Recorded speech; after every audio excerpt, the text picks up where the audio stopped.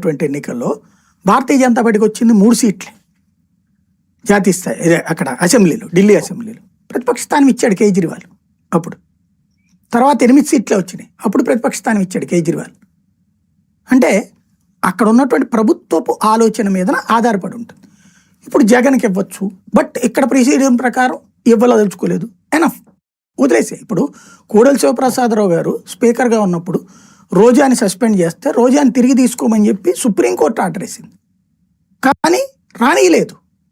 మా చేతిలో ఉన్న హక్కు అని చెప్పేసి, అధికారం అని చెప్పి. మరి అది ఎట్లాంటి ఎతికలు ఇక్కడ?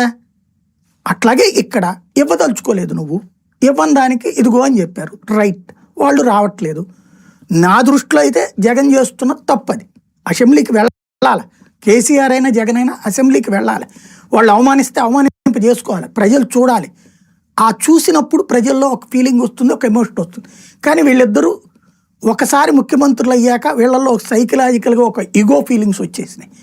మేము తిట్టించుకోవడానికి సిద్ధంగా లేము. అంతకుముందు తిట్టించుకున్నారు, తిట్టించుకుని ప్రజల చేత సింపతి తెచ్చుకుని గెలవగలిగారు. అప్పుడు కేసీఆర్ అయినా మొన్న జగన్ అయినా సరే. కానీ ఓడిన తర్వాత మాత్రం వాళ్ళ వల్ల కావట్లేదు, సైకలాజికల్గా ఫీలింగ్ అయ్యారు. ఆ విషయంలో నేను తప్పే పడతా. అది జగన్ ఇప్పుడు ప్రతిపక్ష నాయకుడు హోదా రాకపోయినా వాళ్ళ శాసనసభాపక్ష నాయకుడు కదా ఆయన. 11 స్థానాల్లో ఉన్నటువంటి శాసనసభాపక్ష నాయకుడు. ఇప్పుడు బీజేపీ విష్ణుకుమార్ రాజు వాళ్ళ శాసనసభాపక్ష నాయకుడు కదా, వాళ్ళకి 8. అట్లాగే 21 స్థానాలు ఉన్నటువంటి జనసేన వాళ్ళకి ఒక పక్ష నాయకుడు ఉన్నాడు కదా, పవన్ కళ్యాణ్. అట్లాగా శాసనసభాపక్ష నాయకుడిగా 3వ శాసనసభాపక్ష స్థానం వస్తుంది కదా.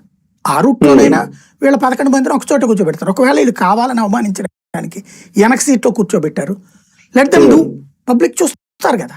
అదేంటనేటువంటిది అవతలి వాడు